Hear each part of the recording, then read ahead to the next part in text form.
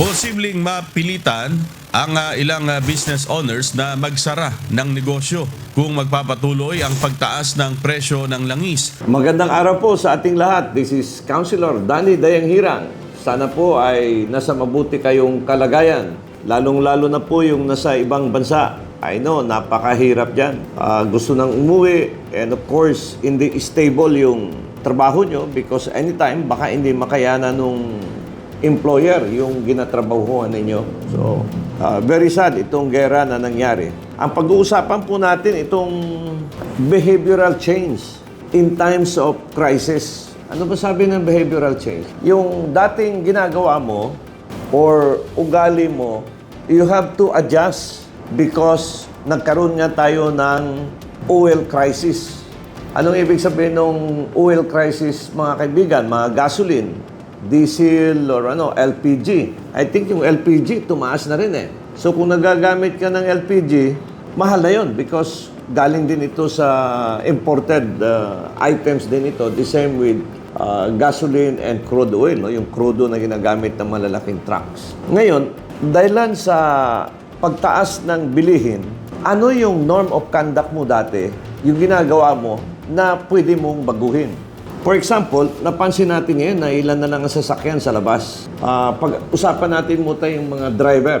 Mahal ang gasoline, ang crudo. Then yung kita mo, pag uwi mo, kaunti na lang.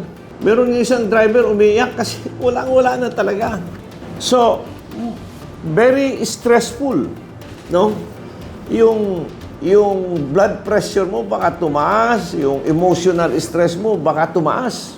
The other one is yung may mga chronic disease or sakit. Yung talagang araw-araw umiinom ka na ng gamot. Pag hindi ka umiinom ng gamot, baka bigla ka lang ma-collapse or ma-stroke.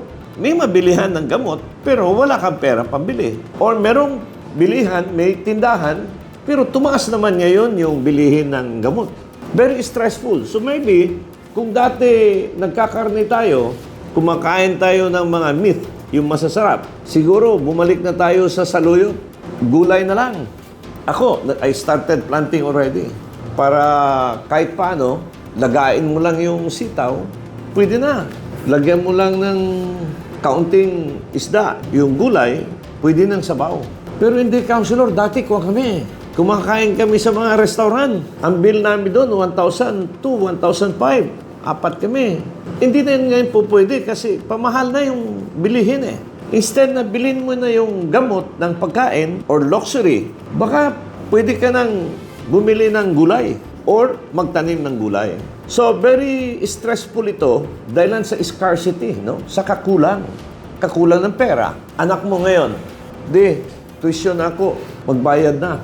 Yun ang masakit. Every day, baon mo. You can just imagine, yung bata gusto mag-aral, then hindi ka makapagbigay.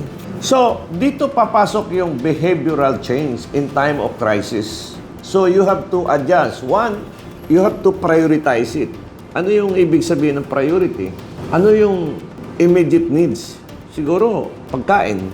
Ba't kulang, Councilor eh? Kulang yung aking pera, nakita. Anong option mo? Yung iba, naggugulay sila, naglulugaw para maraming makakain. So, maybe yung kuryente mo, dati naka-aircon ka, open mo na yung bahay mo para malamig. Pero kaso na maraming lamok kasi nasa mahirap kaming lugar eh. Ganon. So, you have to really accept reality in this time of crisis. Ibig ko sabihin, nandyan na yan, tanggapin natin. Nakasurvive tayo nung panahon ng COVID, ilang taon yon. Pero mabuti nun kasi sugal tayo yan, magmamask ka. Ito, kahit gusto mong sumugal, napakahirap. And papasok dito yung government. Now, on the other hand, nakikita natin, hindi natin mawawala sa ating isipan yung malita. Ang dami ng pera kami, wala dito. So, ito yung mga reality na ipasok natin physically and mentally na we need to be prepared and adjust. So, yun lang po. Hanggat sa muli, we have to do a lot of behavioral change, pagbabago sa mga ginagawa dahil sa krisis. It should start from ourselves. Hanggat sa muli, this is Councilor Danny Dayanghirang, Luzon ng Davao. Ang ganda po ng Pilipinas. Mahalin po natin ito. Maraming salamat and God bless Philippines. Bye-bye for now. A political analyst, Danny Dayanghirang. shares his commentaries and analysis on the latest issues.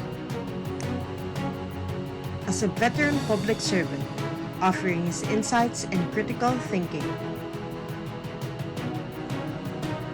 As an educator, he speaks the truth that matters.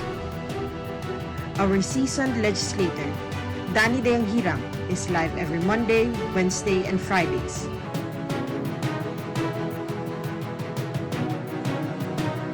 Follow us on our social media platforms for more details. Mahalin natin ang Pilipinas.